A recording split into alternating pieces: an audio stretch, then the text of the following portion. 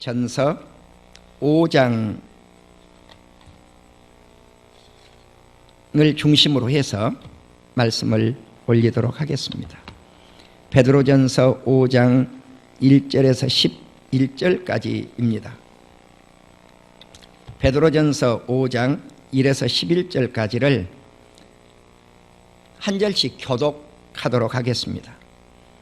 너희 중 장로들에게 권하노니 나는 함께 장로된 자요 그리스도의 고난의 증인이요 나타날 영광에 참여할 자니라. 죄송합니다. 합독하십시다. 왜냐하면 교독을 하면 방송 송출이 될 때 우리 성도님들 녹음이 여기 안 돼요. 그래서 합독해서 그냥 다 함께 읽겠습니다. 1절부터 다시 시작. 너희 중 장로들에게 권하노니 나는 함께 장로된 자요 그리스도의 고난의 증인이요 나타날 영광에 참여할 자니라. 너희 중에 있는 하나님의 양무리를 치되 억지로 하지 말고 하나님의 뜻을 따라 자원함으로 하며 더러운 이득을 위하여 하지 말고 기꺼이 하며 맞던 자들에게 주장하는 자세를 하지 말고 양무리의 본이 되라. 그리하면 목자장이 나타나실 때 시들지 아니하는 영광의 관을 얻으리라. 젊은 자들아 이와 같이 장로들에게 순종하고 다 서로 겸손으로 허리를 동이라.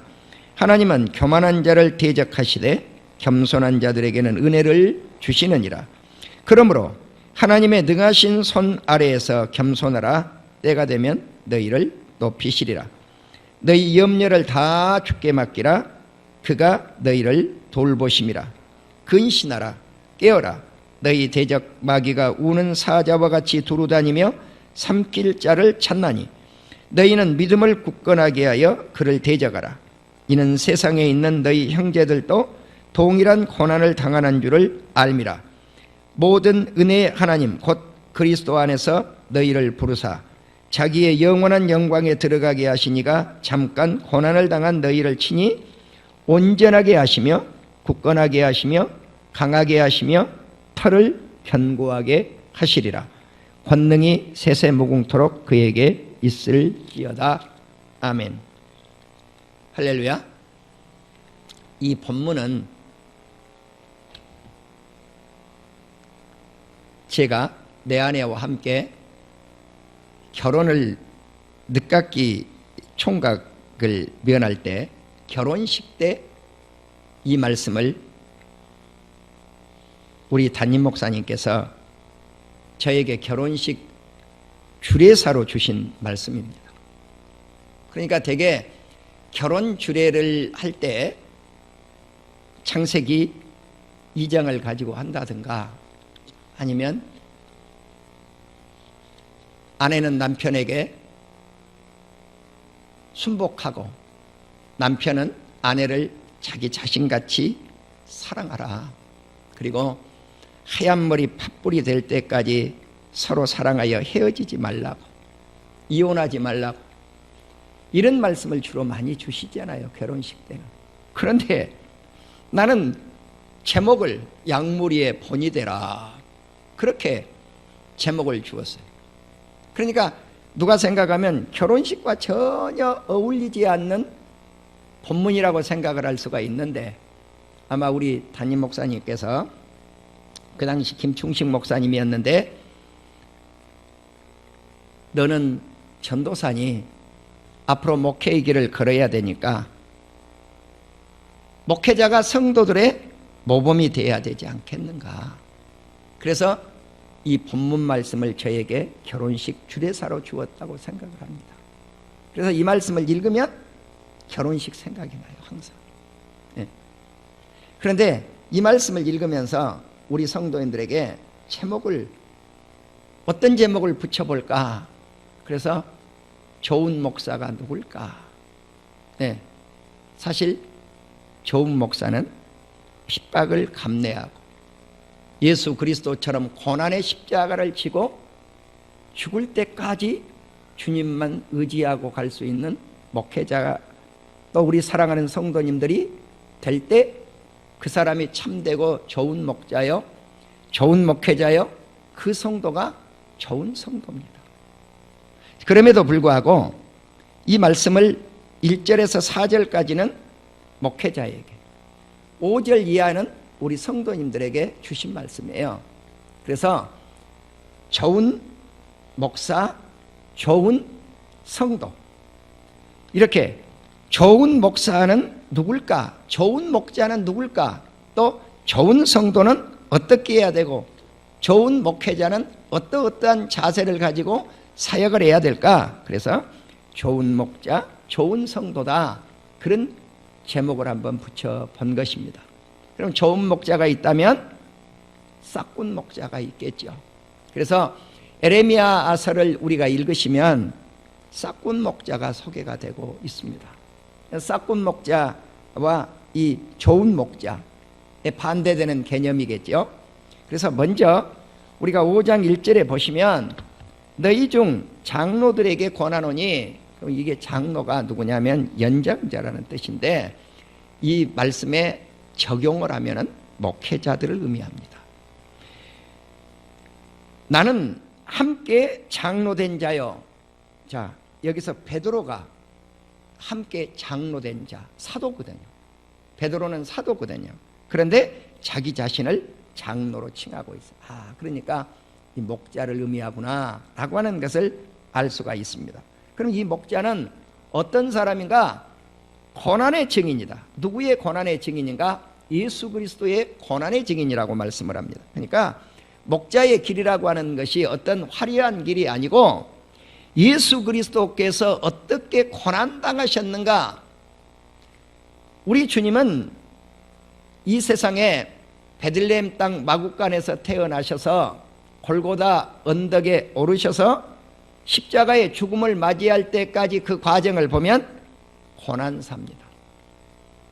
그러니까 전지전능하신 하나님임에도 불구하고 높고 높은 보좌를 버리시고 낮고 천한 이 세상에 오셨는데, 사람이 태어날 수 있는 그러한 화려한 집에서 태어나지 아니하시고 짐승떼들이 기거하는 마구간에 탄생을 하신 것부터 고난의 출발입니다. 우리는 집 하면은, 여러분 과거에는 선진국들의 집이 떠오를 겁니다. 나는 그런데 요즘 집 하면 어떤 집이 떠오르느냐? 우리 대한민국의 온돌집이 떠오릅니다. 겨울이 되면. 나는 겨울이 좋은가 여름이 좋은가, 누군가 나의 개인적으로 둘 중에 하나를 선택하라고 한다면 나는 겨울이 아닙니다. 나는 겨울이 싫습니다. 차라리 땀방울 흘리는 좀 무덥고 짜증이 날지는 모르겠지만은 나는 여름을 짜증난다 그렇게 보내본 적이 없습니다. 겨울보다 따뜻하니까 일단 좋더라고요. 나는 엊그저께 어떤 통계를 보고 깜짝 놀랐습니다. 일본 사람들이 올겨울에도 분명한 것은 몇천 명 죽을 겁니다. 최소한 2천 명은 죽을 겁니다. 여러분, 이게 통계를 2천 명이라고 그러니까, 아니 어떻게 겨울에 동사를 2천 명이 해? 의아하게 생각할 겁니다. 이게 사실 통계입니다. 지금 일본 엊그저께 어마어마한 눈이 퍼 부었습니다. 그런데 그렇게 비가 쏟아서 퍼 붓는데 특별히 춥지 않아요. 그런데 일본의 방 구조를 보자는 거예요. 방 구조를. 우리처럼 온돌방 구조가 아니에요. 나 이름을 잘 모르겠어. 이런 설교를 하려면 그 이름을 제대로 알고 우리 성도들에게 설교를 하는 게 원칙인데 그걸 제가 연구를 못했습니다. 이렇게 탁자 정도, 이 정도밖에 안 되더라고요. 이 정도. 그리고 그 밑에다가 우리로 말하면 숯불 같은 거 뭐 이렇게 좀 뭘 떼놓은가 봐요. 따뜻하게 그 안에서. 그래갖고 덮었어요. 타지는 않게 덮었어. 그리고 다리를 이렇게, 여기 앉은 사람은 이리 집어넣고 여기 앉은 사람은 이렇게 마주필. 그러니까 그 공간에만 따뜻한 거죠. 나머지 공간은 어때요? 추워요. 이 방이. 일본 구조가 그렇게 돼 있어요. 일본 방들의 구조가. 서구식도 마찬가지입니다. 난생 처음 미국 땅에 도착을 해가지고, 야, 미국 사람들은 스펀지로 폭신폭신하게 방이 꾸며져 있다고 그러더라고요. 그래서 가서 보니까 정말 폭신폭신하게 깔려 있기는 있어요. 분명해요. 그런데 거실을 탁 들어가는데 신발 신고 들어가는 거예요. 폭신폭신한 그 거실을 지나가지고 내가 잠자는 침대까지 신발 신고 가가지고 거기서 벗더라고요. 침대 밑에다가 신발을 벗어요. 벗는 사람 벗고 안 벗는 사람 안 벗는 사람 그냥 자요. 예. 그래서요, 내가 생각해 본 거예요. 지저분하다. 미국 사람들 깨끗하지 않네. 그런데 우리 방들은 어때요? 쓸고 닦고 쓸고 닦고 쓸고 닦고 하시잖아요. 내 방 빼고. 나는 사실 그렇게까지 청결하지를 못해요. 내 방은 그렇게 깨끗하지 못합니다. 예. 그런데 우리 한국 사람들 정말 청결하게 사시. 근데 우리가 침대에 있어도 어디 내려와서 주무셔요? 우리는 방바닥에 어떨 때는 잠을 자요. 왜? 온돌이 쫙 깔려 있어서 전체가 따뜻하잖아요. 이런 나라가 없어요. 이 온돌식 문화를 가진 방들을 지니고 정말. 그래서 나는 우리 선조들께 감사를 드립니다. 겨울이 되면. 예. 우리 조상님들은 지혜가 있어요. 지혜가. 세계에서 특출난 지혜가 있는. 제가 오늘 방 이야기를 이렇게 했는데요, 우리 예수님은 그렇게 화려한 방에 탄생하시지도 아니하고 마국간으로부터 출발한 고난이 출발되어서 가난한 가정, 목수의 가정에서 태어나셔서 평범한 옷을 입으시고 고난의 십자가를 지실 때까지 모진 고초와 환난과 역경을 겪으셨던 삶이 예수 그리스도의 고난입니다. 나는 목사가 되어서 이게 좀 좋은 목사라고 하는 말씀인데, 하나님께 감사한 것은 가난뱅이 시골 촌놈을 그저 장가도 가지 못할 가난뱅이였는데 내 아내 만나서 그래도 처갓집에서 방아들 돈 주어서 결혼해서 없는 것처럼 보냈는데 하나님이 입을 옷 주시고 먹을 것 주시고 그래도 잠잘 곳 주시고 풍성하게 하나님이 채워주신 것에 대해서 감사를 드립니다. 제가 지금 옷을, 새 옷을 입고 있는데 똑같은 옷을 어떤 친구가 2벌을 준 거예요. 그냥 받은 옷이에요, 이게. 그러니까 이 옷이 나와가지고 얼마나 오래됐는지 모르겠어요, 이 옷이. 예, 이것을 수선하러 갔더니 목사님, 이런 바지가 어디서 나왔냐는 거예요. 바지를 보더니 정말 옛날 형의 옷이라는 거죠. 그래서 제가 생각한 거죠. 회사에서 팔다 못 파니까 이제는 구제품으로 나온 옷인데, 예, 돌다 내 손에까지 왔는데 구제품이 아니라 내가 입을 때 내 마음은 인류 옷이다. 예, 정말 인류 옷이.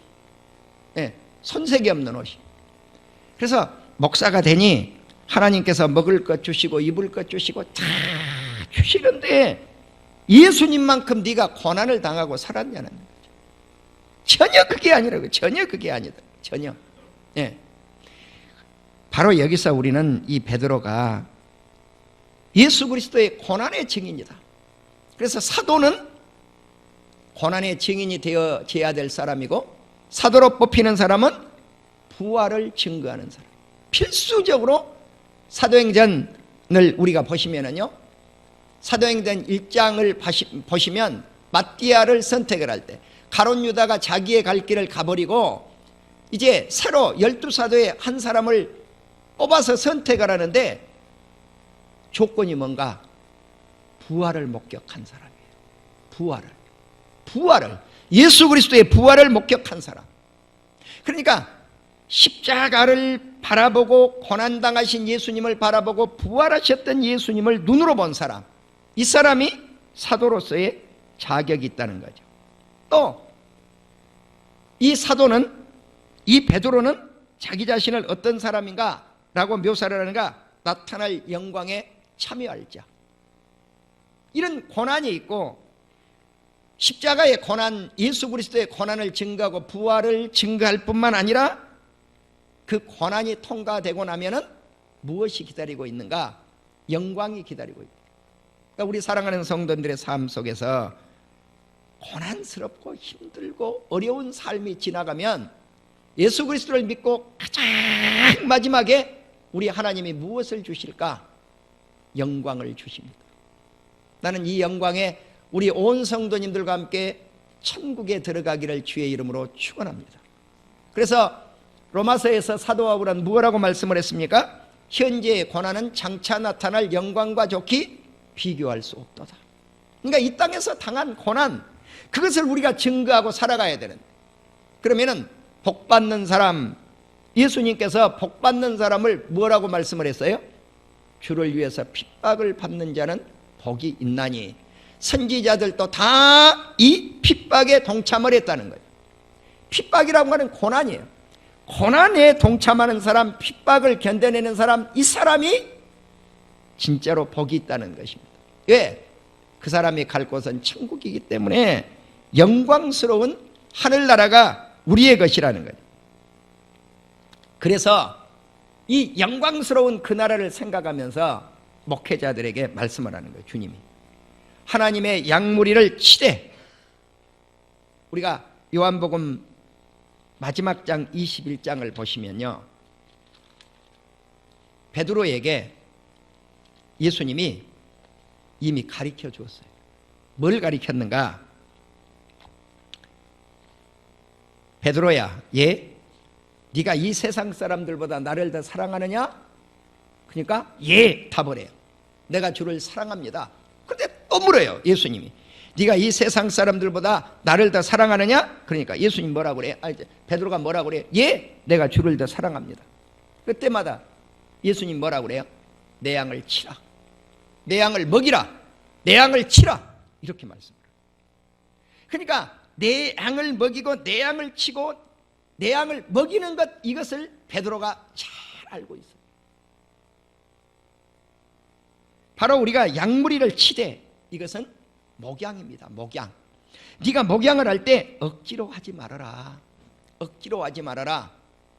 내가 논문을 쓰면서 한국의 목회자가 더 행복한가, 미국 목회자가 더 행복한가, 이거 통계를 해요. 한국 목회자들이 목회 만족도가 미국 목사님들보다 낮아요. 한국 목사님들이. 한국 목회자는 74%. 목회를 하면서 내가 이 목회에 만족합니다, 백배교를 섬기는데 만족합니다, 그렇게 답한 사람이 74%밖에 안 돼. 만족도가. 그러니까 내가 목회 만족도가 100이라면 74. 그러니까 점수로 따지면 우도 안 돼요. 그러잖아요. 74점 맞으면 선생님이 점수 뭘로 줬나요? 미 줬다고요. 미. 그래서 80점은 맞아야 우를 줬고 90점을 맞아야 수를 주더라고요, 선생님이. 그러니까 중간밖에 안 돼요, 목회 만족도가.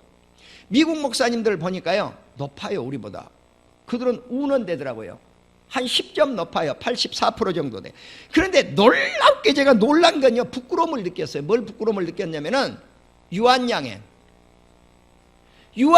사원들이 회사 만족도가 얼마냐? 94%. 유한양행, 내가 논문 쓸 때 통계예요. 그 오래된 이야기예요, 벌써. 그런데 회사 만족도만 또 목회를 하면서 만족도가 없는 거예요. 이게 부끄러움이죠, 목사님들이 일개 회사 직원만 또 자기 회사 회사심 정도도 안 되는 거예요.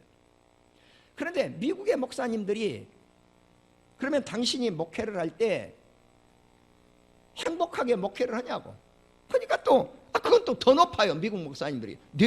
90%가 높습니다 그래요.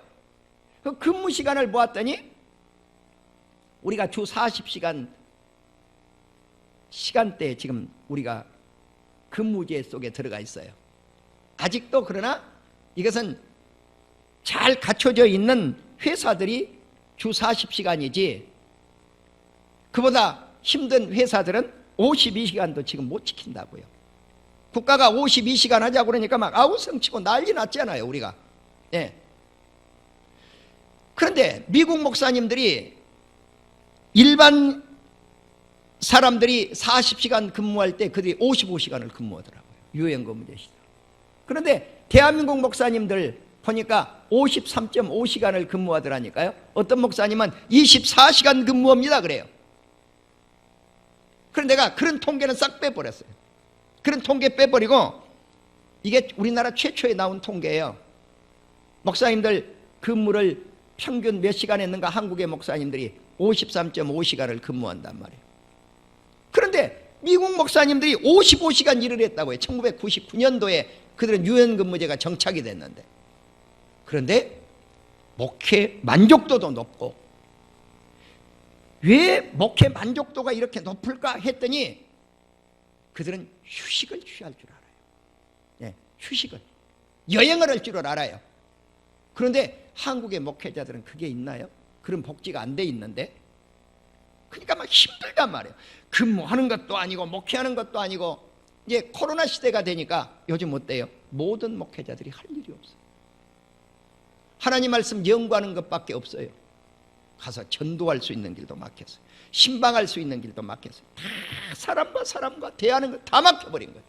네, 이런 시대에 우리가 이제 특별한 시대에 우리가 지금 살고 있죠. 사랑하는 우리 성도 여러분, 그러나 우리 목회자들이 분명히 해야 될 것 한 가지가 있는데, 그게 무엇인가? 목양을 억지로 하면 안 된다. 억지로 하면 안 된다. 하나님의 뜻을 따라 자원함으로 스스로 해라. 예, 스스로 할 때 목회 만족도가 늘어나게 되는 거예요.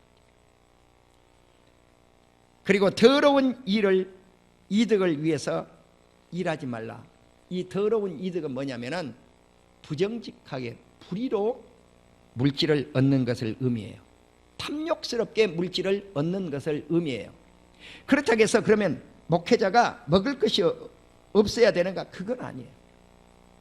목회자는 성전에서 나는 것을 성전에서 나서 먹으라고 합니다. 네. 그러니까 무엇을 말하는가? 우리 교회는 목회자가 많지 못하죠. 네. 그저 담임 목사 있고 우리 전도사님 계시는데, 내가 우리 장로님들에게 아직 말씀을 못했지만 은퇴 전에 저와 우리 전도사님께 최고의 예우를 할 수 있기를 주의 이름으로 축원합니다.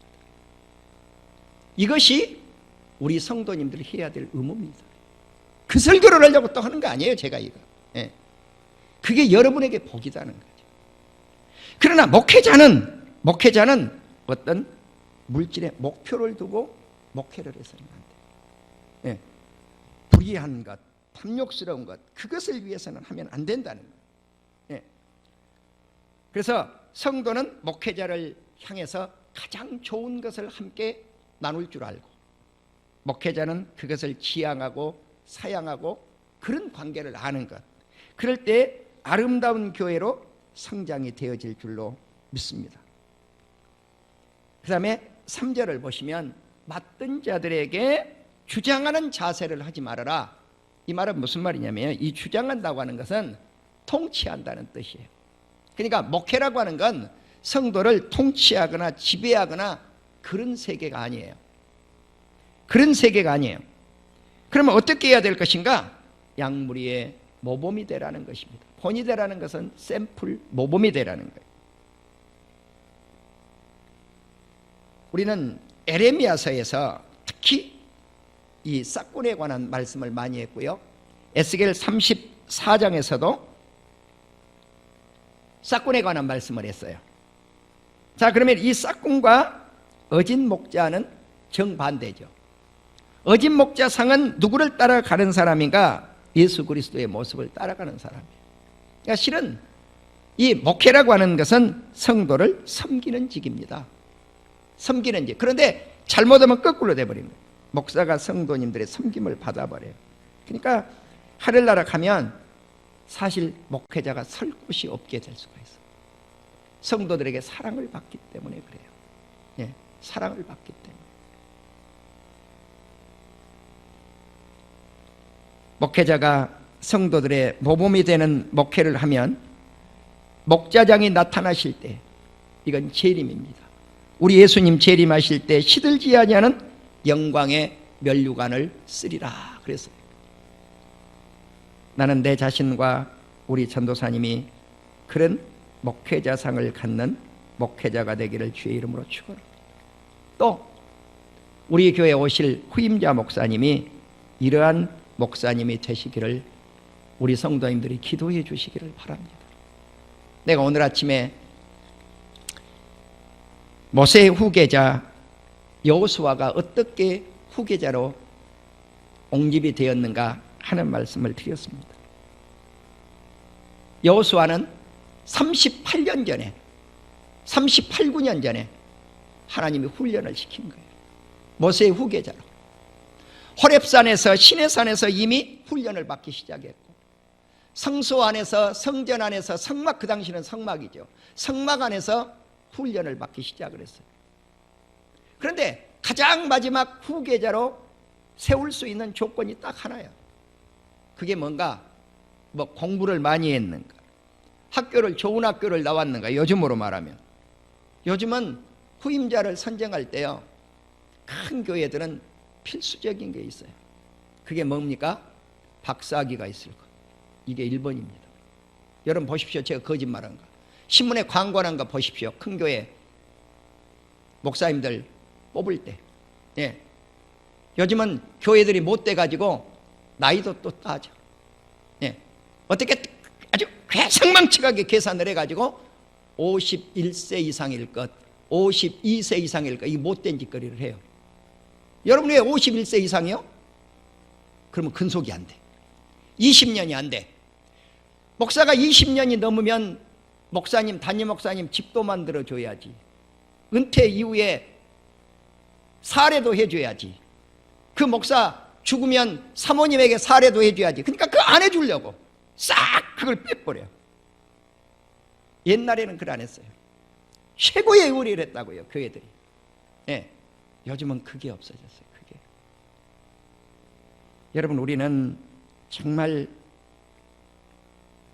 후임자를 우리 교회가 세울 때 어떤 후임자를 세워야 될 것인가? 여호수아처럼 성령 충만한 하나님의 사람이 후임자가 돼서 우리 성도님들의 영혼을 먹이는 역사가 있기를 주의 이름으로 축원합니다. 그 한 가지였습니다. 예, 그 한 가지. 물론 민족의 지도자가 되는 조건들이 나오죠. 하나님을 잘 섬기는 사람, 예수 그리스도를 잘 섬기는 사람, 덕망이 갖춰져 있는데 불의한 일을 탐하지 아니하고 모세에게 적용을 시키는 거죠. 천부장, 백부장, 50부장, 대장을 세울 때 같이 해요.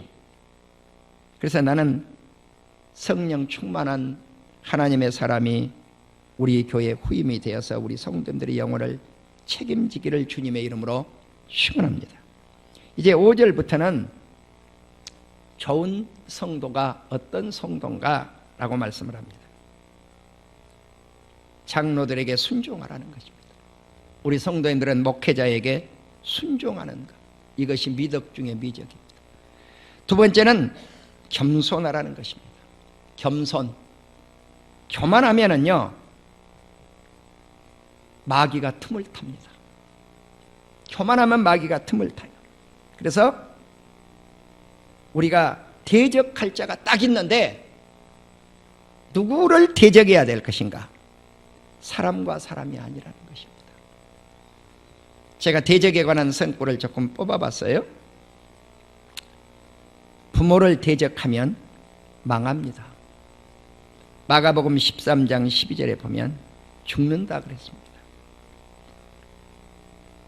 민족의 지도자인 모세를 거역하고 대적한 사람은 다 망했습니다.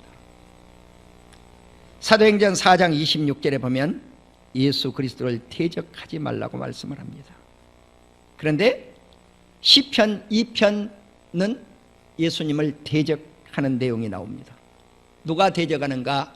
세상의 군왕들이, 세상의 지도자들이 예수님을 대적합니다.